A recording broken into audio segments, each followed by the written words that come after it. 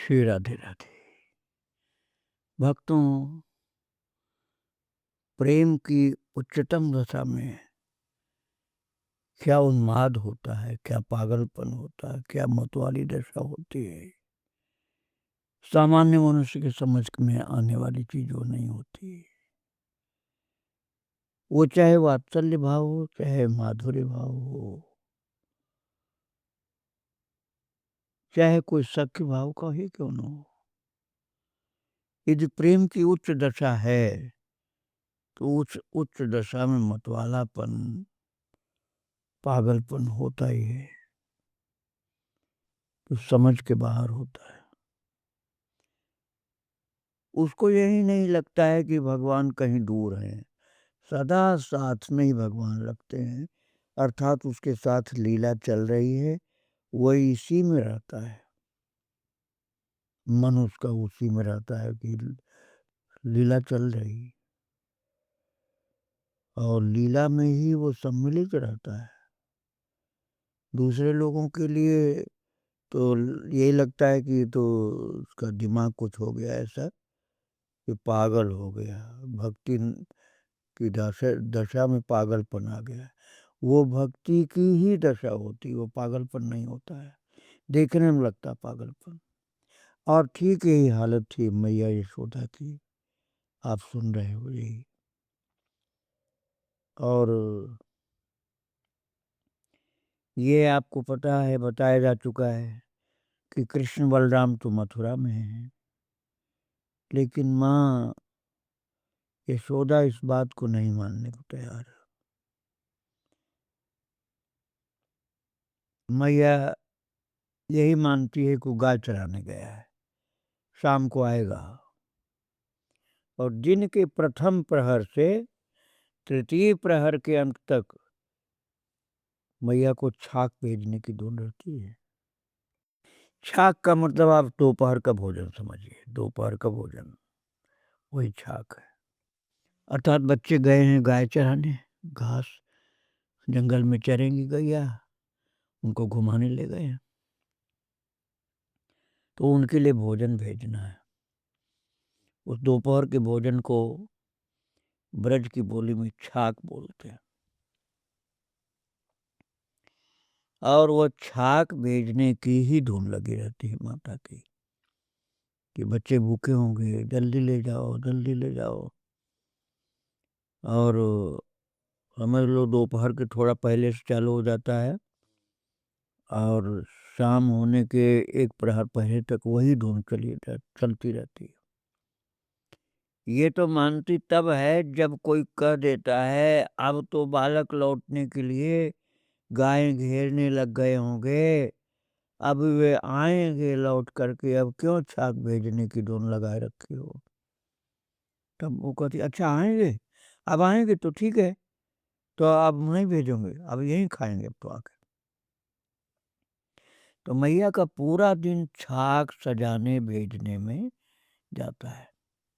कोई नहीं कहेगा कि वन में दाऊ कन्हाई नहीं है, सबको पता है कि माता की जो स्थिति है उसमें ये बात नहीं है कि कन्हाई और दाऊ यहाँ नहीं है। वो ये नहीं मानती है कि वो मथुरा में है, क्योंकि अनुभव भी कराते रहते हैं प्रभु कि हम यहीं हैं तुम्हारे पास। अब वो छाक जाएगी तो बालक हैं, बंदर भी हैं, और कोई न भी हो तो भी उसे लौटा ला करके महाराज माता को दुखी करने की भूल तो कोई भी नहीं करेगा कि वहाँ नहीं मिला लाला, लाला नहीं मिला जंगल में, गाय घूम रही थी लेकिन लाला नहीं था, भोजन वापस आया, ऐसा कोई भी नहीं करता। क्योंकि सबको पता है कि जहाँ हमने भोजन वापस दिया और ये कह दिया कि नहीं खाया या वह है नहीं, तो ये रो रो करके सिर अपना पटकेगी। इसलिए कोई ये नहीं कहता है कि वहाँ कृष्ण नहीं है और भोजन वापस आया, ये बात कोई नहीं कहता है। किसी न किसी को खिला देते हैं लोग, जो बालक हैं जिनसे भेजती है माँ, कृष्ण नहीं उसको मिले, कृष्ण तो मथुरा में है, माँ की दृष्टि में वहीं है, गऊ चराने गए हैं। तो वो जो भोजन लेके गया ना, छाक जो लेके गया है, वो खिला देता, किसी बालक को भी खिला देगा, किसी बंदर को खिला देगा, लेकिन वापस लाएगा नहीं भोजन, क्योंकि भोजन यदि वापस आ गया तो माँ बहुत ज्यादा दुखियारी हो जाएगी। और सबसे ज्यादा विषम समय होता है भक्तों सायंकाल का। मैया दिन ढलते ही आतुर हो उठती है, क्योंकि जहाँ शाम की बेला हुई, दिन ढलना शुरू हुआ, बस उसको यही लगता है कि अब बंसी की आवाज आएगी, अब बंसी की आवाज आएगी, अब आ रहा है लाला, अब आ रहा है। महाराज बंसी सुनाई न पड़े तो उसका पागलपन और बढ़ जाता है। इसलिए कहना, कृपा सिंधु कहीं न कहीं से बंसी की ध्वनि माँ के कान में सुना ही देते हैं। और पहले वो घबराएगी, बंसी सुनाई नहीं पड़ती, बालक अभी लौट नहीं रहे हैं, लेकिन जब बहुत व्याकुल होती तो बंसी भी सुनाई जाती। जब शाम होने वाला होता है तो कहती, आज सब कहीं वन में दूर चले गए लगते हैं, ब्रजेश्वर के समीप अर्थात नंद बाबा के पास। बार बार मैया संदेश भेजने लग जाती है, बार बार संदेश भेजने लग जाती है, अरे पता करो कहीं भटक गए बच्चे, कहीं भटक गए, नहीं तो आ जाते, शाम तो हो गई, उनको जा करके ले आओ। इस सब के साथ ऋतु के अनुसार शीतल या उष्ण जल बालकों को आने पर स्नान करने के लिए प्रस्तुत करना रहता है। उनके वस्त्र कई कई बार संभाले जाते हैं। उनके लिए कलेऊ स्वयं बनाए बिना मैया को संतोष कहाँ है, चैन नहीं पड़ेगी उसको, किसी के भरोसे नहीं छोड़ सकती है कि आप लोग बना लेना, ना, उसको खुद बनाना है। गाय आ गई, गाय आ गई, अरे रंभा रही, देखो गाय आ गई, बोलने लगी मैया, देख गाय आ गई, रंभा रही है। सेविकाओं को अनेक बार गोष्ठ में देखने जाना पड़ता है। अंततः गायों के आ जाने का समाचार भी मिलना ही है, तो मैया स्वयं अब भवन में नहीं रह सकती है। अब घर में क्या करेगी, क्योंकि गाय आ गई तो हमारा लाला भी तो आ रहा होगा। और दोनों आते खेल में लग गए। दिन भर वन में खेलने से इनका मन नहीं भरा। मैया अरे पुकारती हुई आएगी, इसलिए कृष्ण को अनुभव तो कराना है कि आ गए हैं वो। मैया पुकारते ही आ जाएगी, दाऊ दाऊ, अरे नीलमणि, अरे तुम सब कहाँ हो, बेटा भद्रसेन, अरे नीलमणि कहाँ है, लाला कहाँ है, दाऊ देख कहाँ है वो। भद्र को अब मैया के सम्मुख पढ़ने में संकोच होता है। कृष्ण का सखा है भद्र, वो सोचता है माँ के पास कैसे जाऊं, वो तो सीधा यही कहेगी, लाला को ले आ मेरे पास, नीलमणि को ले आ। अब मैं कहाँ चलाऊंगा, वो तो मथुरा में है। उसकी आंख में आंसू आ जाती, बड़ा शक चाहता है कि माँ के पास मैं क्या बोलूंगा जाकर। वो भी अब पहले के समान वन से सीधे नंद के गोष्ठ में नहीं जा पाता। पहले तो जाता था गौशाला में, लेकिन अब नहीं जा रहा।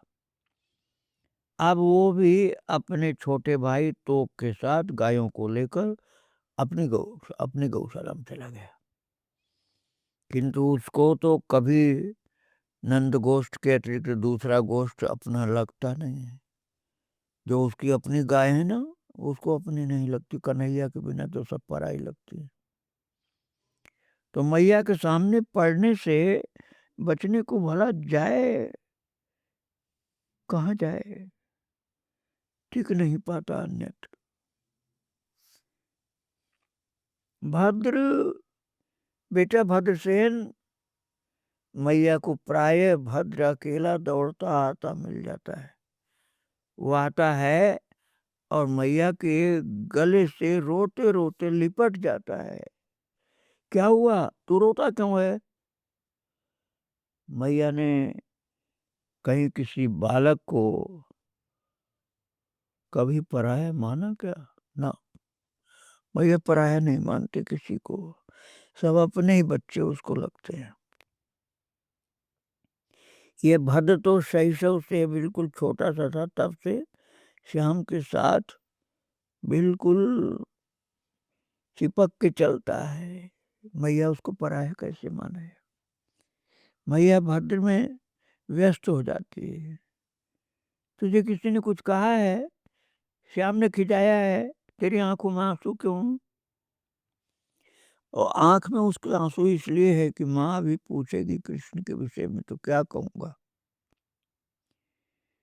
और माँ को लगता है कि इसको खिंचाया है, कन्हैया ने खिंचाया है, कुछ कहा है तुझको, श्याम ने खिंचाया है, आंख में तेरे आंसू क्यों?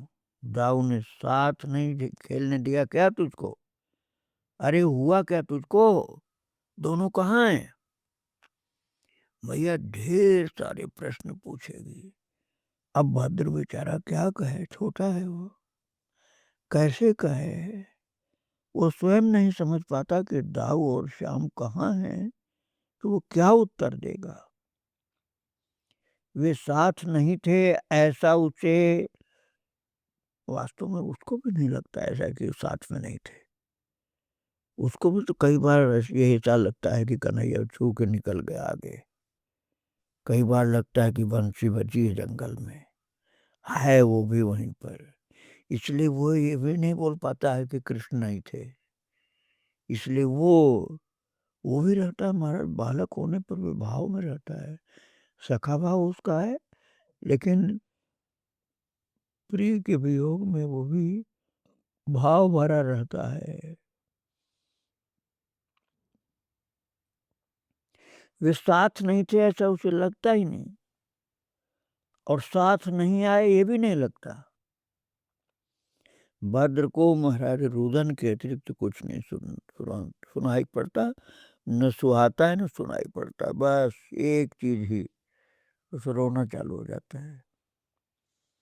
तो माँ बोलती, तेरी मैया ने कुछ कहा, बाबा ने तुझे डांटा है? मैया भद्र का मुख अपने अंचल से पहुंचने लगी। अरे तू क्यों इस तरह से दुखी है? भद्र की जो माँ है उसका नाम अतुला।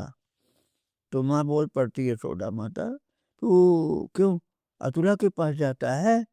अरे अतुला के पास क्यों जाता है, चल, अरे हाथ मुंह धो, कुछ खा ले, घर में जाके खाना थोड़ा जरूरी है, ये भी तो तेरा ही घर है।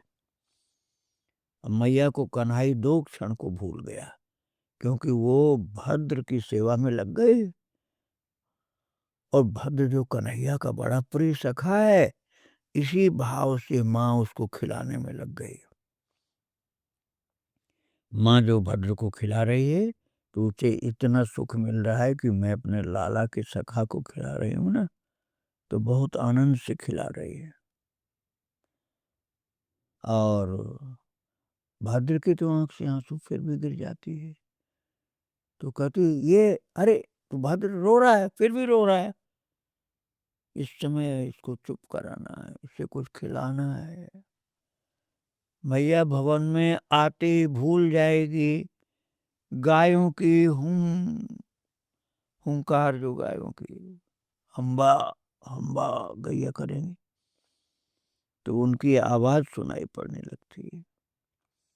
भद्र कदाचित ही कुछ खा सकता है, वो आंसू पोंछ कर दोहिनी मांगने लगता है। थोड़ा सा मुंह में कुछ डाला और फिर दोहिनी मांगने लगा। क्यों मांगने लगा? क्योंकि उसको दूध दूहना है जा करके।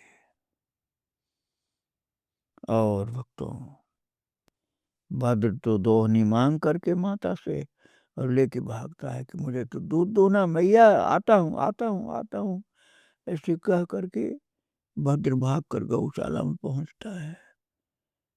भाव विभोर है वो भी। और माँ ये सोच रही है कि लाला सब गौशाला में है, भद्र भी गया दूध दूहने के लिए, अभी सब आएंगे।